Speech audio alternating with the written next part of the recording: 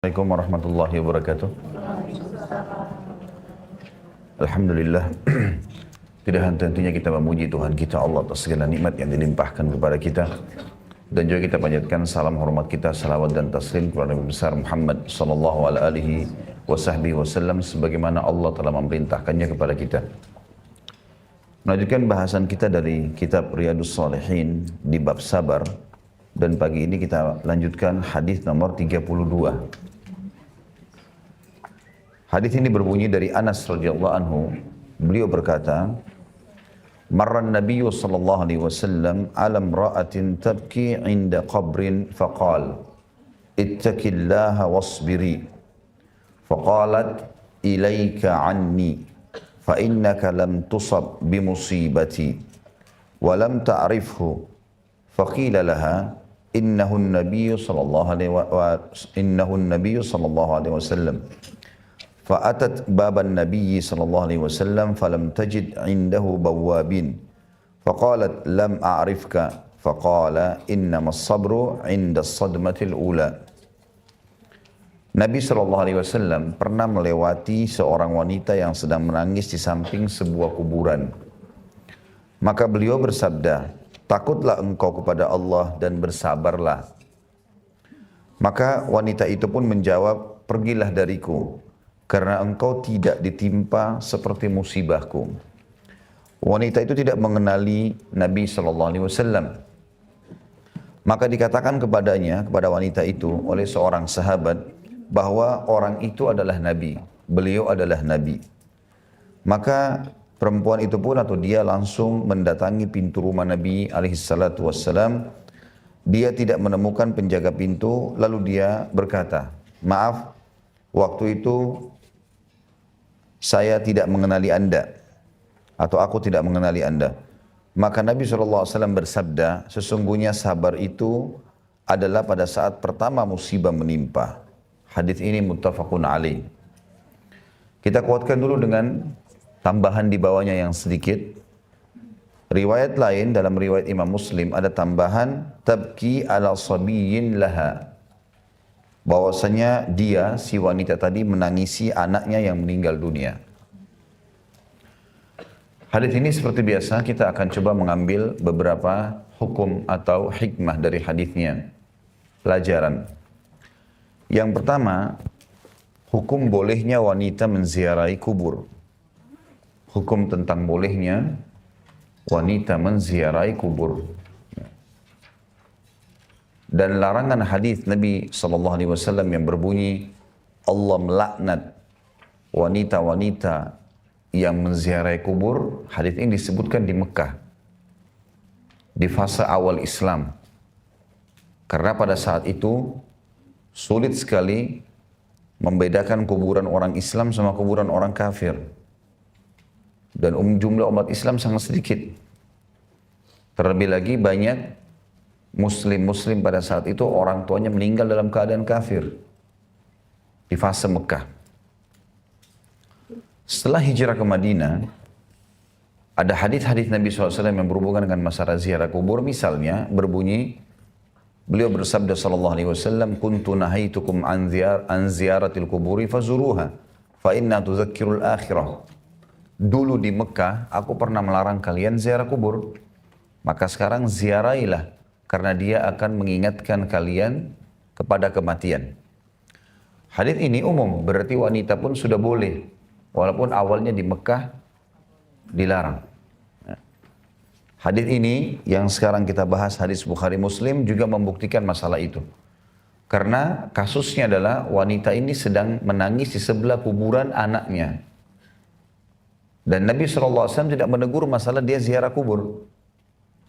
Tapi peringatan Nabi berbeda. Bukan mengatakan pada wanita ini, jangan kamu datangin kubur, bukan itu.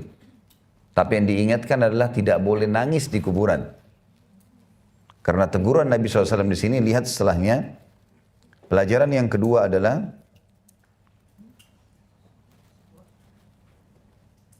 bolehnya seseorang mengingatkan orang lain yang sedang salah, melakukan kesalahan. Dan kalimat yang paling tepat adalah bertakwalah kepada Allah. Bertakwa artinya ikuti hukumnya.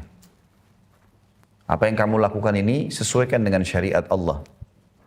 Makanya Nabi SAW berkata kepada wanita ini, ittaqillah. Bertakwalah kepada Allah. Perbuatan yang kamu lakukan ini keliru. Yang kelirunya bukan ziarah kuburnya ya, tapi nangisnya di kuburan. Kemudian peringatan Nabi juga setelah bertakwalah kepada Allah, sabarlah. Dan ini saksi bahasan kita. Dan sabar sudah kita ulang-ulangi. Definisinya ialah seseorang menerima takdir Allah, kemudian ikhtiar mencari jalan keluar. Saya sudah sering kasih contoh itu. Kalau orang bangun tidur sakit, maka dia sabar. Bagaimana sabar yang dimaksudkan di sini? Terima takdir Allah, karena Allah sudah takdirkan dia sakit, tinggal dia ikhtiar, minum obat, ya, minum air hangat, apalah istirahat yang cukup. Maka itu sabar. Dan tidak masuk dalam sabar kalau orang tidak ikhtiar sama sekali. Ini keliru. Ini malah bisa masuk dalam bab putus asa. Dan ini Imam Adz-Dzahabi masukkan dalam kategori dosa besar. Kemudian wanita ini, karena dalam musibah yang sangat berat bagi dia, anaknya meninggal, dan dia merasa kehilangan, sampai-sampai dia tidak mengenali Nabi SAW. Waktu Nabi ingatkan dia, bertakwalah kepada Allah, sabarlah hai ibu. Dia bilang, pergilah dari aku. Karena kau tidak mengetahui atau tidak merasakan musibahku. Dan perkataan sahabiat ini, betul-betul karena dia tidak mengenal Nabi SAW. Sebagian ulama hadis yang mengatakan yang dimaksud tidak mengenal di sini adalah, ada kurang lebih dua penjelasan. Poin pertama, kemungkinan besar memang banyak di antara sahabiat Nabi itu tidak mengenal secara utuh wajah Nabi SAW karena mereka tidak, kalau bertemu tidak bertatapan wajah. Umumnya, kalaupun mereka di saf wanita di belakang. Dan zaman dulu tidak ada foto, tidak ada segala macam. Walaupun orang hidup sekota belum tentu bisa mengenal utuh wajah. Artinya melihat sepintas dari jauh, melihat dari samping, iya. Tapi untuk bertatap-tatapan itu bisa dikatakan jarang sekali terjadi. Bahkan kebanyakan para sahabiat datang ke rumah Nabi SAW bertemu dengan para ummahatil mu'minin. Ini bisa kemungkinan yang menyebabkan disebutkan hadis ini wanita itu tidak mengenalnya, tidak mengenal Nabi SAW. Sebab yang lain adalah karena Nabi SAW sedang berada bukan di hadapan wanita ini, tapi sedang berada di sekitarnya. Wanita ini cuma dengar suara saja. Tidak tahu Nabi SAW yang menegurnya gitu. Dan Allahu a'lam pendapat yang kedua ini lebih dirajihkan atau dikuatkan oleh para ulama. Artinya wanita ini lagi nangis di kuburan, Nabi SAW melihat, Nabi langsung tegur. Wanita ini tidak melihat ke arah suara itu. Makanya waktu Nabi SAW mengatakan bersabarlah, bertakwalah kepada Allah, sabarlah. Dia mengatakan pergilah dari aku, tanpa melihat ke arah Nabi SAW. Karena kau belum merasakan apa yang saya rasakan. Seperti itulah. Maka seorang sahabat menegur dan mengatakan, yang sedang menegur kamu itu Rasulullah SAW. Tapi Nabi sudah pulang. Dan terbukti wanita ini adalah mukminah dan baik sebenarnya. Hanya karena dia merasa terpukul dengan meninggalnya anaknya, dia mendatangi rumah Nabi SAW. Kemudian memohon maaf dari kejadian tersebut. Dan ini pelajaran kita yang ketiga adalah permintaan maaf dari kesalahan adalah ibadah. Permintaan maaf dari kesalahan adalah ibadah. Dan itu bukan aib. Banyak orang subhanallah dengan egonya nggak mau minta maaf. Misal orang tua pada anak. Karena merasa dia orang tua, nggak usah minta maaf sama anak. Ini keliru. Walaupun anak kita kecil, kalau kita yang salah, minta maaf. Pada pembantu, pada supir, pada pegawai, siapa saja. Kalau memang kita salah, minta maaf. Karena dihisab Allah hari kiamat tidak ada lagi urusannya ini orang tua atau anak yang salah. Siapa dihukum? Atau atasan dengan bawahan. Apalagi kalau pemilik hak itu tidak mau memaafkan kita pada hari kiamat, malah lebih berat. Makanya meminta maaf bagian daripada ibadah. Dan Allah menyebutkan dalam Al-Quran, A'udzubillahi minasyaitonirrajim wal 'afina 'anil nas wallahu yuhibbul muhsinin. Allah memuji orang-orang yang suka memaafkan, dan sebagian ulama tafsir mengatakan masuk dalamnya juga orang yang meminta maaf. Dan Allah suka dengan orang-orang yang berbuat kebaikan. Kemudian pelajaran yang keempat, ya, terbukanya pintu rumah Nabi SAW, dan ini juga pelajaran sebenarnya kepada para pemimpin. Terbukanya pintu rumah Nabi SAW untuk siapa saja dari kaum muslimin. Terbukti wanita ini datang menemui Nabi SAW dan rumah beliau tidak ada penjaganya. Makanya wanita ini langsung saja salam dan masuk. Lalu kemudian berbicara dengan Nabi SAW sambil mengatakan, maaf, tadi saya tidak mengenal Anda. Dan yang terakhir, dan ini inti daripada pelajaran hadis, adalah sabda Nabi SAW. Ini pelajaran yang berapa? Yang kelima. Ya. Innama as-sabru inda sadmatil ula. Ini intinya sebenarnya. Kata Nabi SAW, sesungguhnya sabar yang kamu butuhkan itu sebenarnya di awal kejadian musibah. Karena orang merasa terpukul justru di awal kejadian. Kalau sudah berlalu 2 hari, 3 hari, seminggu, sebulan, setahun, berbeda dengan kondisi pada saat awal sekali orang menghadapi kematian, awal sekali orang menghadapi kehilangan, gitu kan? Karena berangsur-angsur dengan berjalannya waktu, pasti perasaan sedih itu sudah hilang. Dan hadis ini, atau poin yang kelima ini penting sekali. Justru puncak pahala sabar di awal kejadian. Dan keluh kesah yang disampaikan oleh seseorang muslim atau muslimah hanya boleh kepada Allah atau kepada ahlinya. Jadi nggak boleh kita keluh kesah kepada semua orang. Karena pahala sabarnya hilang. Misal kalau kita lagi sakit, kita berdoa kepada Allah agar disembuhkan, lalu kita konsultasi sama dokter, itu ahlinya. Tapi bukan tetangga semuanya diceritakan masalah penyakit kita. Semua teman di kantor, semua keluarga, nggak perlu. Karena akan mengurangi kadar pahala. Ya. Tapi kita bicara sama ahlinya. Kalau ada orang memang yang datang dan kita tahu orang ini bijak, dia bisa memberikan saran-saran misalnya dari masalah kita, ya silahkan. Masuk dalam kategori ahli. Gitu. Termasuk juga berbicara atau konsultasi dengan para ulama, sehingga mengetahui bagaimana solusi dalam agama itu adalah jalan keluar. Tapi kalimat ini penting sekali, poin kelima. Sabda Nabi SAW, sesungguhnya sabar itu justru dibutuhkan di awal kejadian. Disitulah puncak pahalanya. Kalau sabar di situ, terima, kemudian ikhtiar. Ya kurang lebih kalau bahasa saya sederhana begini. Ada masalah, solusi. Bukan lagi tanyain kenapa terjadi. Gak ada gunanya, sudah terjadi. Kita jalan, ban mobil kita kempes. Udah kempes, gak ada gunanya lagi bicara kenapa bisa terjadi. Lama itu. Solusinya apa? Mana bengkel terdekat? Siapa yang bisa bantu saya? Terjadi kebakaran, solusi. Bagaimana caranya telepon pemadam kebakaran, memadamkan api itu. Kalau api berkobar-kobar, kita teriak-teriak saja, rumahnya habis, suaranya habis. Nggak ada gunanya. Maka yang terbaik dalam masalah yang sedang kita hadapi adalah apa jalan keluarnya. Makanya Nabi SAW mengatakan kalau sudah terjadi sesuatu pada kalian, ucapkan qaddarallahu ma syaa fa'al. Allah telah menakdirkan dan Allah lakukan apa yang dia inginkan. Kalau sudah terjadi, kita kalau belum terjadi kita punya ikhtiar, kita punya cara untuk bisa menghentikannya. Misal badai atau hujan keras, kita mau keluar atau nggak keluar, belum terjadi, kita masih bisa pilih, nggak usah keluar. Tapi kalau kita lagi di jalan, kemudian hujan deras, nah solusinya apa? Nggak ada gunanya mengatakan kenapa hujannya? Tadi panas, percuma mengubah keadaan, enggak kan? Maka kebanyakan orang lambat dalam mengambil sebuah keputusan justru karena masalah ini. Sederhana tapi akhirnya membuat masalahnya berlarut-larut. Karena dia tidak langsung cari poin solusi. Kata Nabi SAW, kalau terjadi sesuatu pada kalian, sudah terjadi, ucapkan qaddarallahu wa ma syaa fa'al. Dihafal itu ya. Pendek sekali kok itu.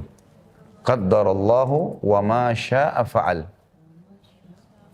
Wa ma syaa fa'al. Qaddarallah artinya Allah telah menakdirkan ini. Wa ma syaa fa'al. Dan apa yang dia inginkan dia kerjakan. Allah kalau mau ambil keputusannya Allah ambil keputusan. Wa ma syaa fa'al. Allah telah menakdirkan dan ia mengerjakan apa yang dia inginkan. Artinya itu keputusan Allah. Lalu Nabi SAW melanjutkan mengatakan, dan janganlah seseorang di antara kalian mengatakan kalau seandainya. Karena kalau seandainya membuka pintu syaitan. Rumah kita sudah kemasukan pencuri. Solusinya apa? Telepon, siapa yang bisa bantu, aparat keamanan, buat ekstra nanti security misalnya. Jadi nggak ada gunanya kita mengatakan kok bisa dia masuk, buang waktu untuk itu. Kata Nabi SAW, jangan buka pintu kalau seandainya. Karena karena kalimat kalau seandainya membuka pintu syaitan. Kita bangun flu. Kalau seandainya AC semalam saya nggak dinginin, saya nggak flu. Udah flu sekarang. Ada gunanya? Nggak ada gunanya. Ambil pelajaran. Nanti lain kali jangan terlalu didinginkan. Udah selesai. Karena sudah terjadi. Dan keluar, tidak sempat sarapan. Lapar di jalanan. Solusi, beli makanan. Nggak usah ribut lagi. Coba tadi saya makan di rumah. Ada makanan di kulkas. Padahal begini dan begitu. Ini panjang. Dan ini sering terjadi pada ibu-ibu ini. Maaf, jangan tersinggung. Makanya harus diperbaiki. Dominan perasaan itu harus bisa diperbaiki, disesuaikan dengan syariat. Ya. Kalau kita terlalu lama berpikirnya kenapa terjadi dan bukan apa jalan keluarnya, maka akan banyak mengambil waktu umur kita dan tidak menemukan jalan keluar. Makanya ada orang sedihnya berlarut-larut sampai berbulan-bulan, sampai bertahun-tahun, sampai stres, sampai gila. Gara-gara masalah sebenarnya bisa diselesaikan. Kalau dia langsung kepada solusi. Terlebih lagi memang pahalanya sangat besar kalau kita sabar justru di awal kejadian. Selanjutnya hadis nomor 33 dari Abu Hurairah radhiyallahu anhu bahwa Rasulullah sallallahu alaihi wasallam bersabda, yaqulullahu ta'ala, "Ma li 'abdil mu'mini 'indi jazaa'un idza qabattu safiyahu min ahli dunya thumma ihtasabahu illa al-jannah." Hadis ini diriwayatkan oleh Imam Bukhari. Rasulullah SAW bersabda, Allah Ta'ala, Allah yang Maha Tinggi berfirman, hadis Qudsi, tidak ada balasan bagi hambaku yang mukmin apabila aku mencabut nyawa orang yang dia cintai dari penduduk dunia, kemudian dia mengharapkan pahala, melainkan surga. Dan memang sesuatu yang berat bagi seseorang adalah kalau menghadapi kematian orang yang dicintai. Terlebih lagi kalau orang ini tidak membekali diri dengan ilmu syar'i. Tentu kalau orang punya bekal ilmu syar'i baik. Karena dia tahu semua orang yang meninggal itu bukan hilang. Justru kematian awal dari segalanya. Bukan akhir dari segalanya ya. Orang kalau mati berarti dia sudah memulai awal segalanya. Karena sudah masuk dalam kehidupan yang sebenarnya. Kehidupan yang abadi. Cuman masalahnya memang di sana sudah tidak ada perbaikan. Surga atau neraka. Masuk surga akan abadi. Nikmat selamanya. Yang menentukan di sini di dunia. Jadi sebenarnya kematian awal dari segalanya, bukan akhir. Orang mukmin faham masalah itu. Dan subhanallah memahami tentang masalah kematian ini akan terjadi dan merupakan awal segalanya akan memotivasi seorang muslim atau muslimah selama hidup di dunia berbuat kebaikan. Karena memang tidak ada waktu. Sampai kapan kita mau berlalai-lalai ini? Waktu yang sudah berlalu kemarin tidak bisa diperbaiki, nggak bisa direview. Kalau tadi subuh orang tidak sholat, dia nggak bisa perbaiki. Gimana caranya dia mau perbaiki? Kalau dia sengaja meninggalkan dan dia baru tahu sekarang ternyata hukumnya wajib misalnya, maka sudah menjadi kekosongan dalam buku amalnya. Walaupun dosa itu dia bisa taubat, tapi beda pahalanya dengan orang yang sudah mengerjakan subuh tadi. Kan itu. Yang tidak bisa diperbaiki, susah sekali kalau amal soleh yang ketinggal, susah untuk dikejar itu.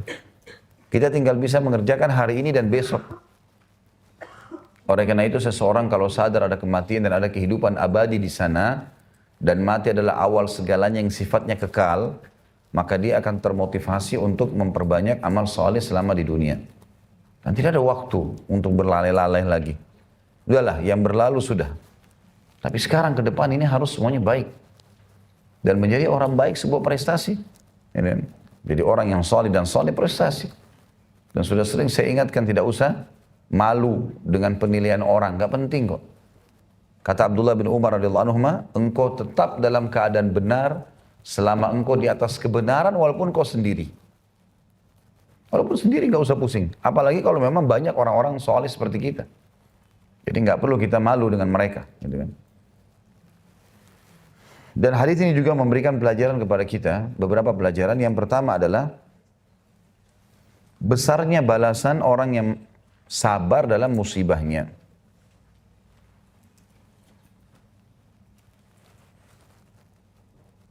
Yang kedua, balasan bagi orang yang sabar karena kematian, surga. Dianya dapat jaminan surga. Makanya sebagian salafus soleh dulu, kalau seandainya ada kerabatnya meninggal dunia dan teman-temannya pada datang bertakziah, maka di depan pintu mereka sudah ucapkan, kalau kalian datang untuk bersedih, janganlah datang. Tapi kalau kalian datang untuk menggembirakanku, menyampaikan kepadaku berita gembira, karena anak, istri atau suaminya meninggal dalam keadaan baik, maka silakan masuk. Jadi mereka memahami bahwasanya kematian orang yang ditinggal itu jaminan surga buat dia, dan tentu kalau orang-orang yang ditinggal ini juga dalam keadaan baik, sudah pasti jaminan masuk surga. Gitu kan? Makanya para sahabat kalau ada di antara mereka yang mau menghadapi kematian, lagi sakit parah misalnya, lagi sakit keras, itu yang datang berziarah ke situ, lagi jenguk orang sakit berkata, berita gembira, sebentar lagi kamu akan meninggalkan dunia fana ini menuju kehidupan abadi. Jadi mereka nggak bilang, oh ini sudah mau meninggal, apa segala, sedih, enggak. Malah mereka saling memotivasi satu sama yang lain. Para sahabat kalau mau meninggal, dikatakan kepada mereka, berita gembira, sebentar lagi kamu akan ketemu dengan Rasulullah SAW dan orang-orang saleh dan kau akan abadi. Yang perlu dikhawatirkan justru kalau orang itu meninggal dalam keadaan kafir. Karena memang awal kehidupan segalanya di sana. Bisa kekal di neraka. Gitu. Maka harus hati-hati tentunya.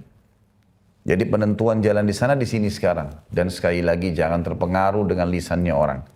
Dan selalu tanya diri kita Bapak Ibu sekalian, sampai kapan kita mau lalai ini?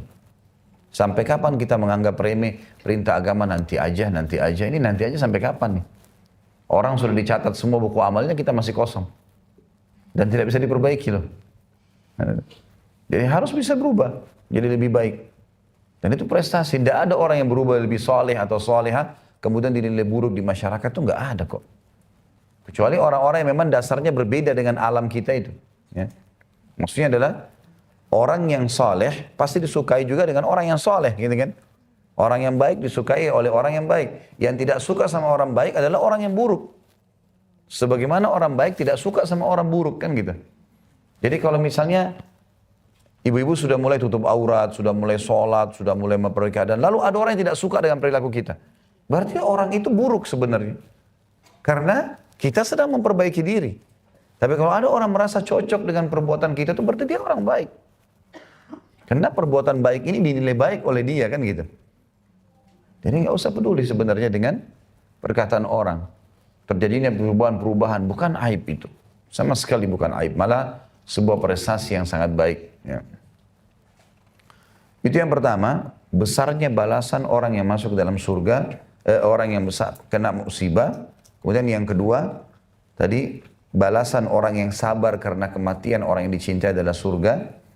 Dan yang ketiga yang bisa diambil adalah semua orang pasti akan melalui kematian. Tidak ada yang tidak meninggal. Jangankan kita, para nabi-nabi meninggal juga. Orang-orang sebelum kita banyak, orang-orang yang sehat banyak, orang yang sakit banyak, orang yang kaya, banyak orang yang miskin, banyak laki-laki, banyak perempuan, banyak orang tua, banyak anak-anak. Bapak Ibu saya yakin tidak asing, mungkin rata-rata sudah punya keturunan. Anak-anak itu kita lihat sekarang. Bukankah dulu kita seperti mereka?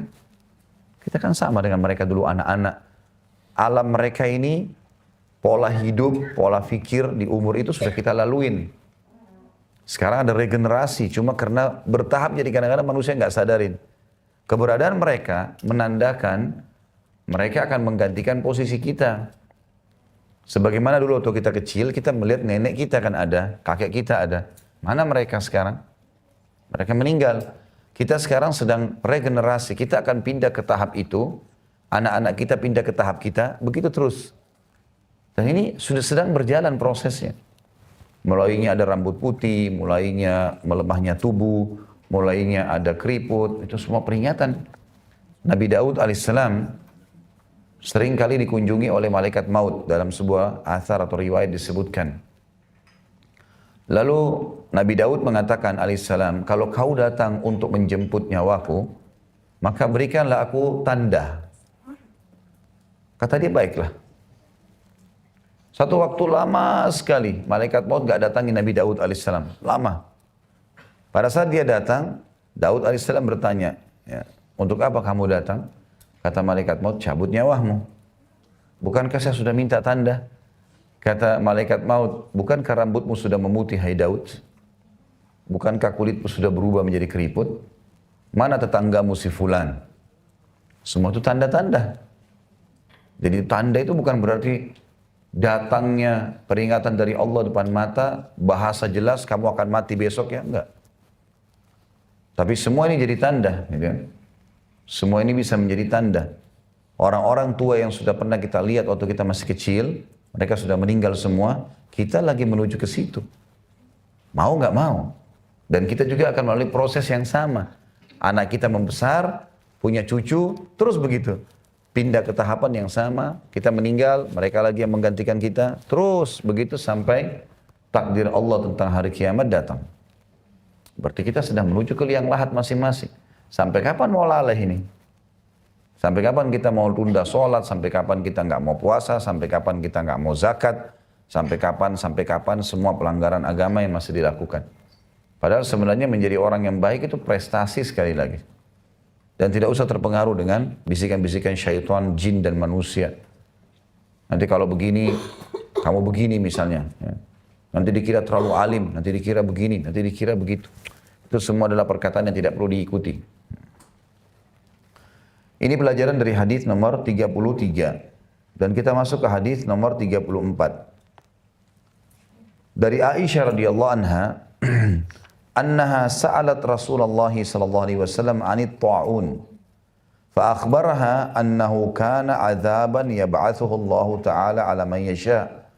Faja'alahu Allah rahmatan lil mu'minin, falaysa min 'abdin yaka'u fit ta'uni fayamkuthu fi baladihi sabiran muhtasiban ya'lamu annahu la yusibu illa ma kataballahu lah illa kana lahu mithlu ajri syahid. Hadis ini juga riwayat Bukhari.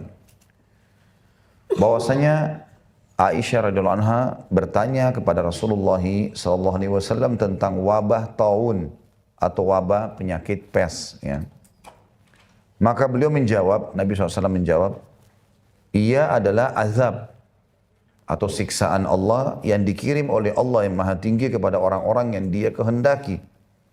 Tetapi Allah menjadikannya sebagai rahmat bagi kaum mukminin, di mana tidak ada seorang hamba yang tinggal di daerah yang terjangkit wabah taun, kemudian dia tetap tinggal di negerinya dengan sabar dan mengharap pahala, serta mengetahui bahwa tidak akan ada yang menimpanya melainkan apa yang telah ditentukan oleh Allah untuknya, kecuali dia akan mendapatkan seperti pahala orang yang mati syahid. Hadis ini memberikan pelajaran kepada kita banyak sekali. Yang pertama adalah tentang adanya penyakit taun. Penyakit pes tadi ya. Ada yang mengatakan juga ini kusta, ya, atau yang sejenisnya.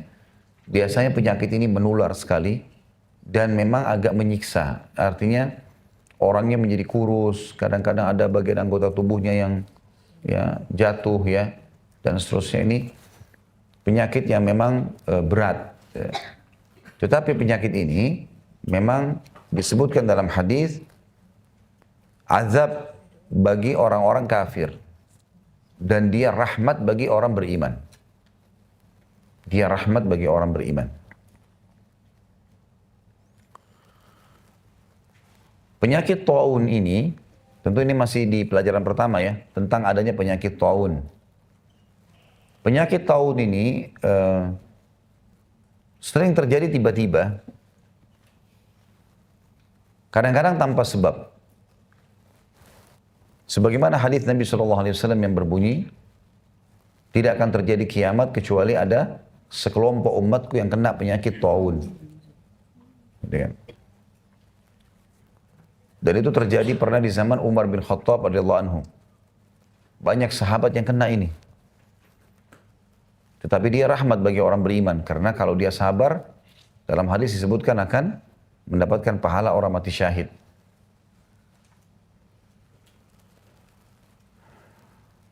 Kemudian juga ada hadis Nabi SAW yang berbunyi, kalau kalian mendengarkan taun ada di sebuah wilayah, kota, negeri, maka janganlah kalian masuk di dalamnya.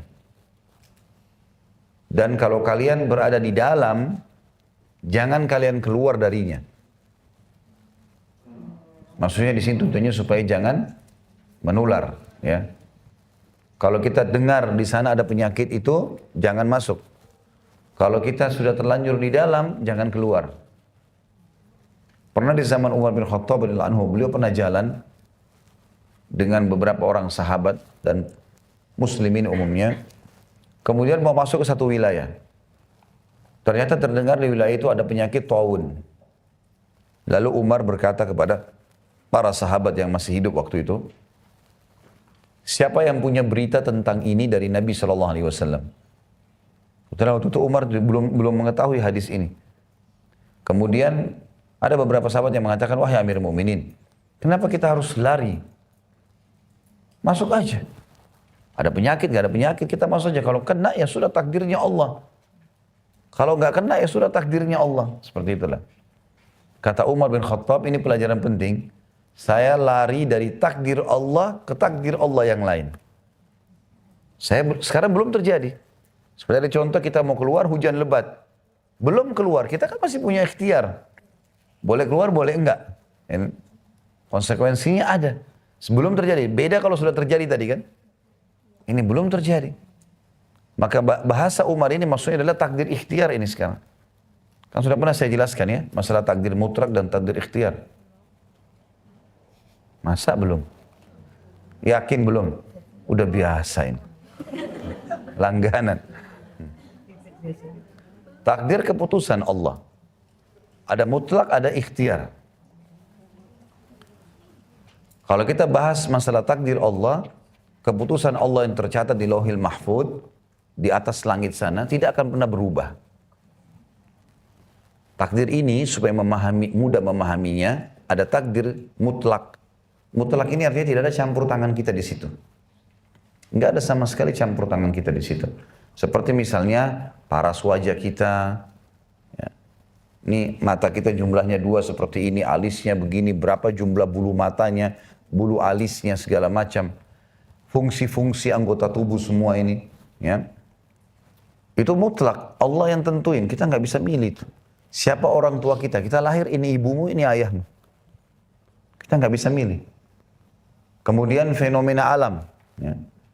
Pohon mangga, daunnya seperti itu, buahnya seperti itu, nggak bisa diubah, gitu kan?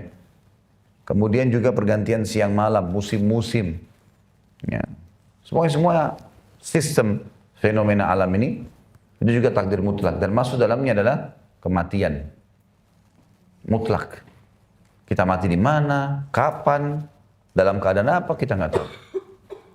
Sampai kata Nabi SAW, kalau seandainya Allah ingin seorang hamba meninggal di sebuah tempat, Allah akan buat dia punya hajat di tempat itu. Kalau Allah mau kita mati di Amerika, sebelum meninggal kita akan punya hajat penting ke sana. Kita akan ke sana lalu mati di sana. Itu mutlak, kita bukan campur tangan. Enggak ada urusannya kita di situ. Yang kedua, takdir Allah juga ditentukan di Lauhul Mahfuz. Tapi ini ikhtiar, sesuai dengan ikhtiar hamba itu. Allah yang ciptakan semuanya, gitu kan. Tapi misalnya ikhtiar kita kayak makan, minum, ya, menikah, berteman, ya. Itu kan ikhtiar kita ya. Sekarang semua kita masing-masing tadi sebelum hadir sini, milih baju masing-masing kan. Saya pilih baju ini, teman-teman di sini memilih bajunya masing-masing, itu kan ikhtiar. Tadi mungkin ada yang sarapan apa, ada yang nasi goreng, ada yang telur, ada yang susu, ada yang kopi, ada yang teh. Ikhtiar dia. Perilaku sehari-hari ya, yang kita lakukan, makan, minum, pakaian, berteman, menikah, ya, berbisnis, memilih jurusan kuliah, semua kan ikhtiar kita. Nah ini juga takdirnya Allah, tetapi Allah mencatatnya di Lauhul Mahfuz sesuai dengan keluasan ilmunya Allah. Kalau si fulan-fulan ini semua akan memilih perbuatan itu selama dia hidup. Seperti misal, kita hadir dalam majelis ini. Ini sebenarnya sudah dicatat di Lauhul Mahfuz. Pada hari ini akan ada majelis di sini yang hadir fulan. Tapi itu bukan sebuah paksaan dari Allah, enggak. Allah sudah tahu bahwasanya mereka akan pilih perbuatan itu. Kita ini semua akan milih hari ini ke sini. Tapi sebelum kita lahir, Allah sudah tahu itu. Sampai kita mati ini, semua Allah sudah tahu apa yang kita lakukan. Kalau ditanya apakah Allah sekarang sudah tahu siapa penghuni surga neraka, jawabannya iya. Tapi Allah bukan memaksakan dia masuk neraka, enggak. Allah menentukan takdir dia yang bersifat perilaku-perilaku dia sehari-hari, ya, sesuai dengan pilihan dia masing-masing. Makanya Allah Subhanahu wa taala berfirman dalam Al-Qur'an, "A'udzu billahi minasyaitonir rajim, faman syaa'a falyu'min wa man syaa'a falyakfur." Siapa yang mau beriman, silahkan. Siapa yang mau kafir, silahkan. Allah enggak paksa. Dia boleh milih. Tapi ada konsekuensi, beriman masuk surga, kafir masuk neraka. Sudah diturunkan peringatan-peringatan dalam wahyu. Itu ikhtiar dia. Yang itu. Jadi semua sekali lagi keputusan Allah mutlak. Ya. Semua ini adalah takdir Allah. Karena Allah yang ciptakan kita dan perilaku-perilaku kita. Tapi Allah menjelaskan ini baik, ini buruk. Zina buruk, nikah baik. Gitulah. Allah jelasin mana makanan halal, mana makanan haram. Dijelasin semua. Mana pergaulan boleh, mana pergaulan tidak boleh. Dipandu semuanya, gitu kan. Jadi di sini ikhtiar kita adalah pilihan kita sendiri, termasuk masalah menikah itu. Ya. Jadi kalau misalnya ada si A, si B, si C, saya pilih nikah sama si B, itu kan ikhtiar saya. Allah Subhanahu wa taala memudahkan saja. Kita tinggal mengikuti panduan, oh ternyata si A, si B, si C ini, si A, si B ini yang paling soleh atau yang paling soleha. Maka saya memilih dia, itu panduan dari Allah tuh bisa. Tapi kalau dia ikhtiarnya enggak deh, saya enggak penting masalah solehnya, yang penting adalah kayahnya, yang penting adalah ininya, ya ikhtiar dia. Makanya dalam surah Al-Anfal Allah berfirman, "A'udzubillahi minasyaitonir rajim wa qad ahata bikulli syai'in ilma." Ini kalau tidak salah di ayat terakhir ya. Dan Allah telah meliputi segala sesuatu dengan keluasan ilmunya. Maksudnya di situ adalah masalah ini ya. Masalah Allah Subhanahu wa taala sudah mengetahui semuanya. Makanya dalam hadis yang lain dikatakan awal yang Allah ciptakan pena, kemudian Allah katakan tulislah semua takdir dari awal sampai akhir. Semua tercatat.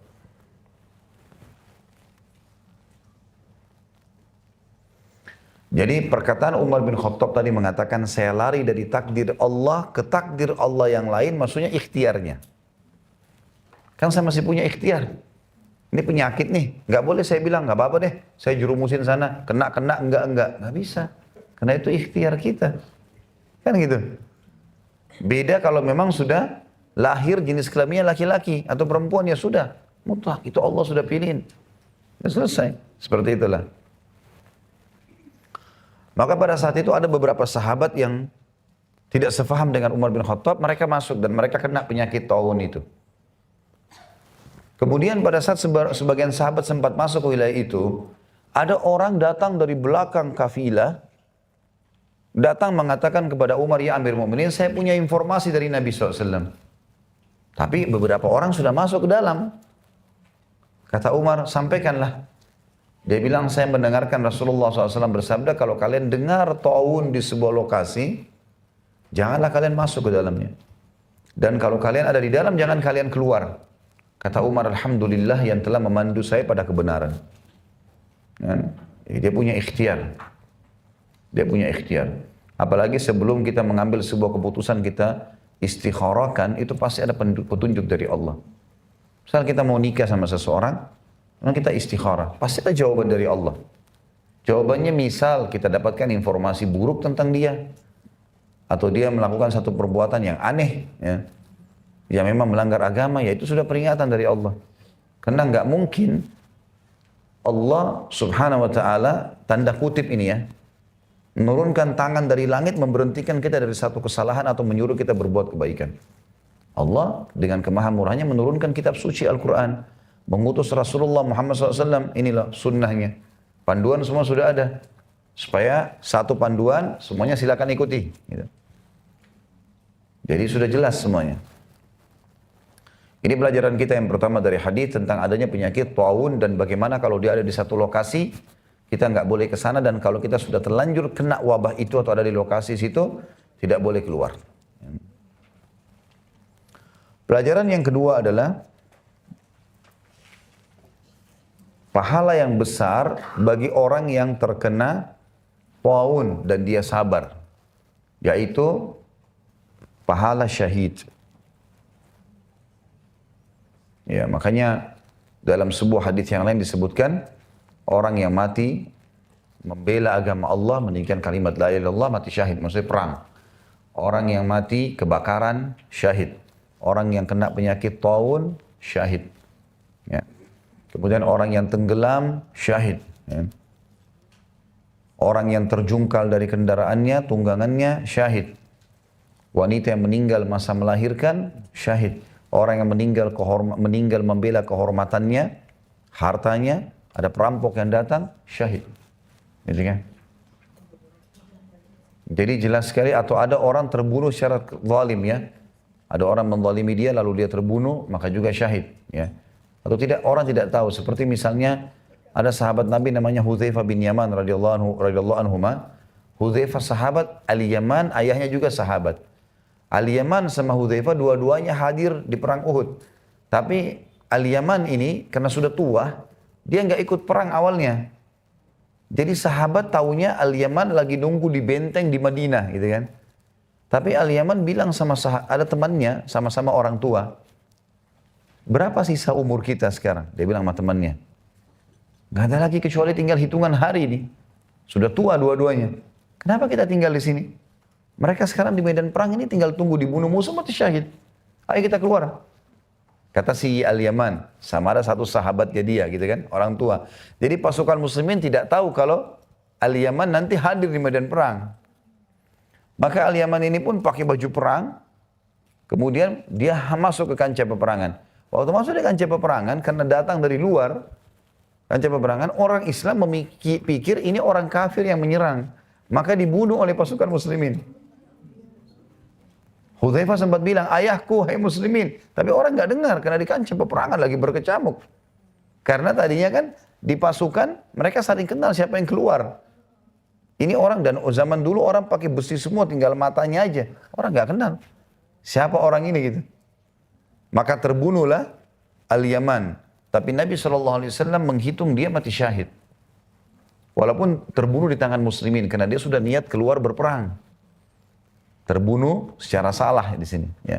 Orang tidak sengaja, dan yang membunuhnya juga tidak berdosa. Tetapi tetap Nabi SAW membayar diyahnya. Dan waktu Hudzaifah menerima dia itu seperti tebusan ya. Kalau ada orang membunuh orang lain, maka walaupun sengaja tidak sengaja dia harus membayar semacam nilai tertentu kepada keluarganya orang itu. Ya tentu ini berbeda-beda keputusannya, tergantung pemerintah setempat menetapkan berapa itu. Ya. Kalau tidak salah di Saudi itu kalau orang membunuh diahnya 100.000 real sekarang. Sekitar 350 juta, 360 juta. Yang harus dibayar kepada kerabat orang yang dibunuh tadi. Ya. Maka Nabi SAW pun memberikan diahnya. Karena ini adalah terbunuh secara salah, pemerintah yang bayar. Nabi SAW bayar kepada Hudzaifah, Hudzaifah sedekahkan. Tapi di sini saksi bahasan kita sebenarnya adalah Al-Yaman pun mati syahid. Sementara yang terbunuh di tangan muslimin, cuma memang tidak diketahui dan sudah di kancah peperangan. Dan ini fadilah yang sangat besar. Tentu orang mati syahid adalah fadilahnya besar. Masuk surga tanpa hisab, nggak ada lagi fitnah kuburan. Ya. Nggak ada lagi timbangan amal hari kiamat. Tinggal khilaf di antara ulama, apakah semua orang mati syahid hukumnya sama dengan orang mati syahid di kancah peperangan, artinya bisa memberikan syafaat 70 keluarganya. Karena ada hadis yang berbunyi, orang yang mati di jalan Allah berperang, dia bisa memberikan syafaat 70 keluarganya. Dia bisa tunjuk, fulan, kamu ikut saya. Selama memang keluarganya atau kenalannya itu mati dalam keadaan Islam. Walaupun ada banyak dosanya. Kuasa Allah itu. Makanya para sahabat saling mewasiatkan satu sama yang lain kalau mereka mau pergi berperang. Jadi misalnya dia jalan sama sahabatnya, dia mengatakan, kalau saya mati duluan, semoga saya mati syahid, dia bilang, saya akan berikan satu syafaat saya kepada kamu. Nanti kamu akan ikut sama saya ke surga. Tapi kalau kamu mati duluan, jangan lupakan syafaatmu untukku. Saling mewasiatkan mereka. Karena ini sebuah jaminan. Nah, tinggal khilaf di antara ulama. Apakah semua orang mati syahid bisa memberikan 70 syafaat keluarganya? Pendapat yang paling kuat mengatakan tidak. Kecuali orang yang mati di medan perang. Artinya orang yang meninggal kena penyakit taun, orang yang meninggal karena tenggelam tadi atau kebakaran, yang lain ini, itu dapat kedudukan di surga, apapun yang dijanjikan untuk orang mati syahid, tapi dia tidak bisa memberikan 70 syafaat keluarganya. Karena 70 keluarga ini, hadisnya dikhususkan untuk orang yang mati di medan perang. Mati di medan perang. Tentu juga ada cara untuk mendapatkan pahala syahid ini. Walaupun misalnya seseorang di antara kita tidak ikut berperang, tidak meninggal dalam punya penyakit taun, tidak karena terjungkal dari tunggangan atau tabrakan, tidak karena kebakaran atau tenggelam atau seterusnya atau melahirkan misalnya kalau perempuan, dengan cara kita niatkan dengan ikhlas dalam hati supaya kalau mati syahid. Sebagaimana hadis Nabi SAW yang sahih berbunyi, man talaba syahadata bisidq ballagahu Allahu manazil asy-syuhada wa in mata ala firashi. Siapa yang memohon dengan tulus dalam hatinya untuk mati syahid, maka Allah akan berikan dia kedudukan orang mati syahid di surga walaupun dia mati di atas ranjangnya. Jadi harus menjadi target dan selalu berdoa kepada Allah agar Allah tutup hidup kita dengan mati syahid, karena pasti orang akan mati kan. Cuma mati terbaik adalah syahid. Dan saya sudah pernah jelaskan, orang kalau mati tidak ada lagi hubungannya dia dengan apa yang orang yang sedang hidup di antara kita melihat apa yang terjadi. Misal ada orang tabrakan, kepalanya hancur, ada orang tenggelam di lautan dimakan ikan, badannya nggak ditemukan sedikit pun potongan tubuhnya, atau meledak di pesawat nggak ditemukan potongan badannya. Semua ini mungkin bagi kita yang masih hidup seram ya, tapi bagi dia sudah tidak rasa itu lagi. Karena orang yang mati semuanya merasakan satu saja. Apa itu? Sakaratil maut. Cuma itu. Proses malaikat mencabut ruhnya. Kalau dia orang beriman, maka akan mudah. Kalau dia orang fasik atau kafir akan sulit. Itu saja poinnya. Jadi orang yang ditabrak kereta api nggak lagi bilang, aduh kepala saya sakit. Nggak ada lagi. Atau orang yang ditusuk sama musuh. Oh ya perut saya sakit ditusuk. Nggak.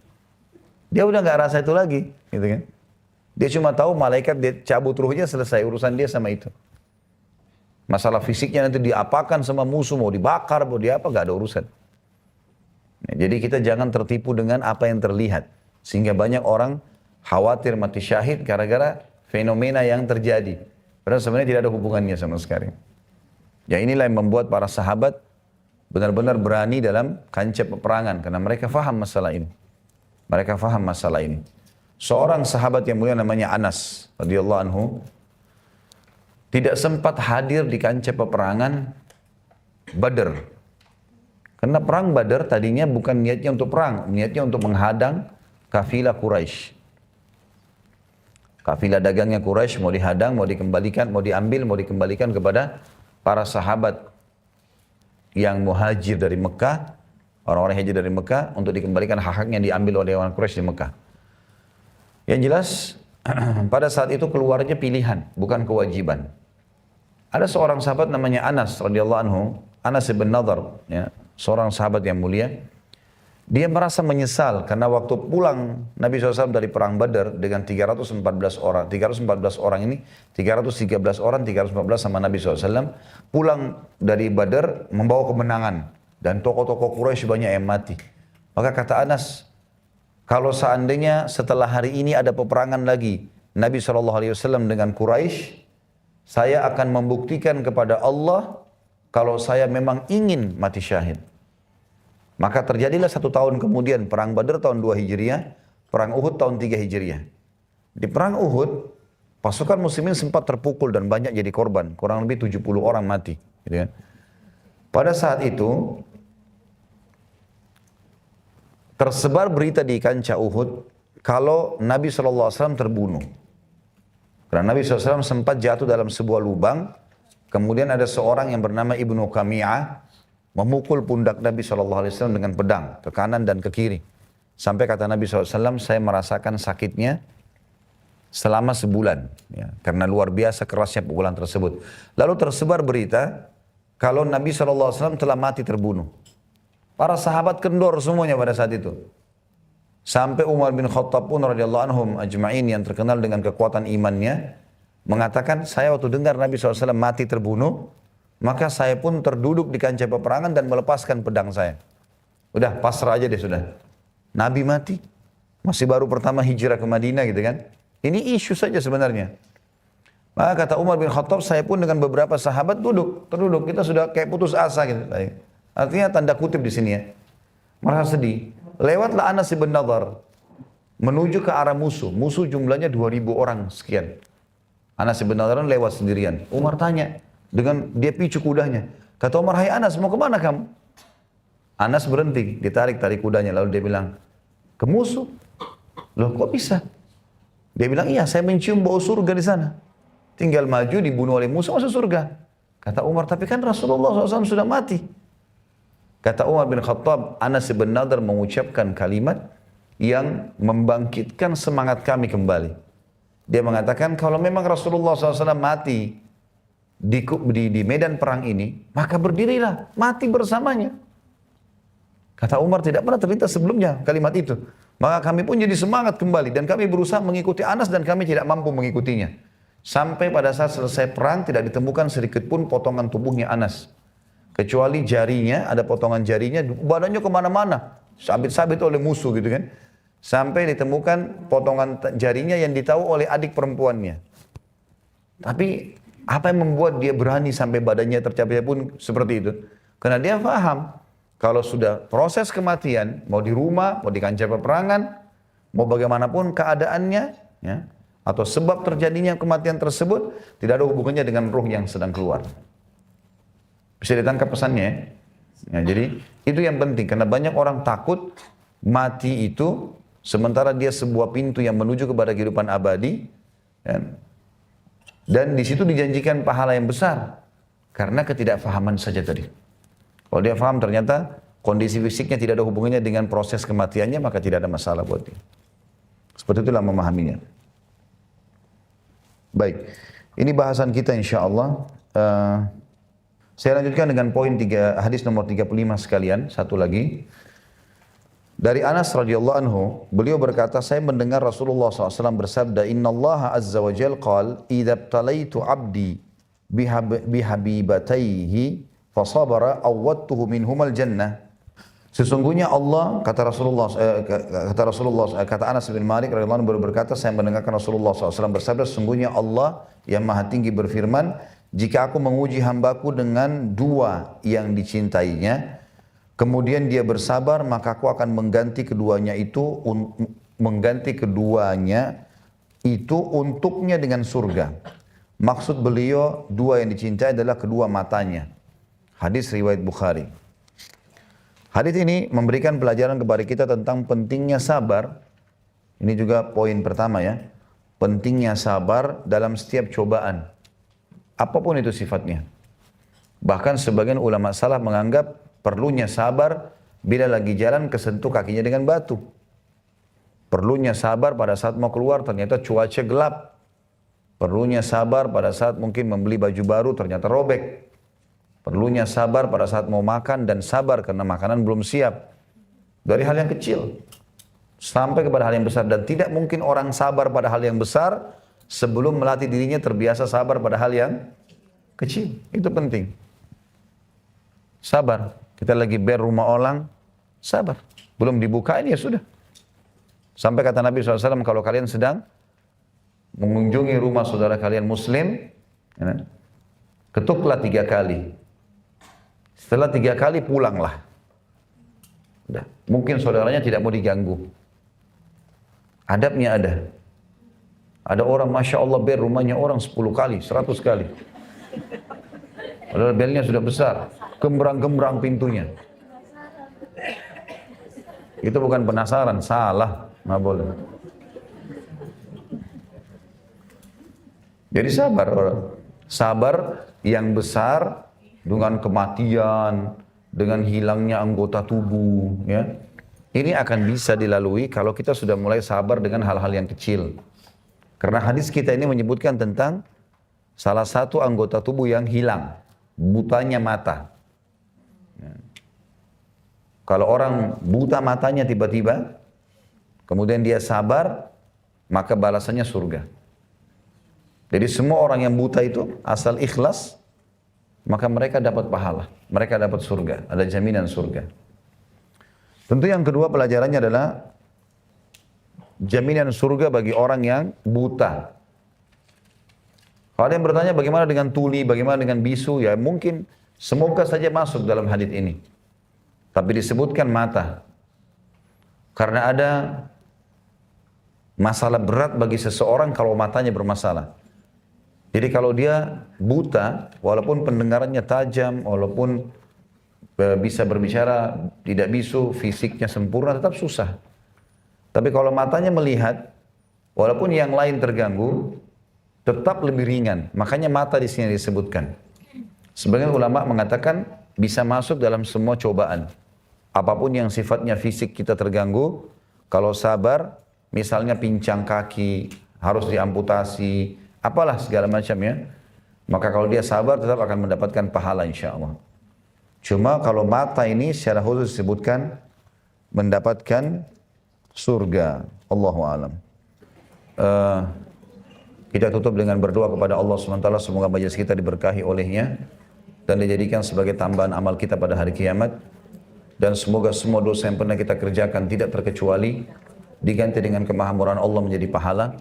Dan semoga Indonesia menjadi negara yang aman, tentram, damai. Seluruh umat Islam berada di bawah naungan ukhuwah Islamiyah. Ibadah mereka kembali kepada wahyu Al-Quran dan Sunnah. Serta semua wilayah Indonesia diberikan pemimpin muslim yang adil yang kembali kepada Al-Quran dan Sunnah. Serta semoga Indonesia menjadi contoh bagi negara-negara yang lain. Dan kita selalu mendoakan saudara kita di Palestina, di Syria, di Yaman, di Irak, di Myanmar, di Ahsa, dimanapun mereka berada dan sedang tertindas. Semoga Allah ikhlaskan niat mereka, terima para syuhada mereka, muliakan Islam di tangan mereka dan tangan kita semua. Dan semoga Allah partisipasikan kita bersama mereka di pahala, baik dengan doa, dengan harta juga dengan jiwa kita. Dan semoga Allah menyatukan kita di surga firdausnya tanpa hisab, mana sampai kita di majlis ilmu yang mulia ini. Pada benar dari Allah, pada saudara saya mohon dimaafkan. Subhanakallahumma bihamdika, asyhadu an la ilaha illa anta astaghfiruka wa atubu ilaik. Wassalamualaikum warahmatullahi wabarakatuh.